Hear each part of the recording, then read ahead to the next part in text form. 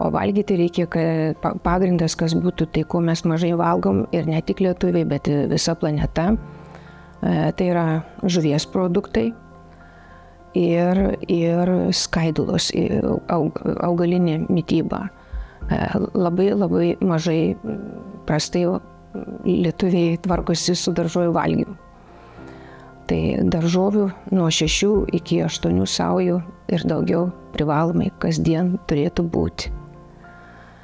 Jeigu mes įsivertintumėm savo mitybą arba kai ateina pacientai su savo valgymo dienoraščiais, dažnai labai trūksta šitų dalykų.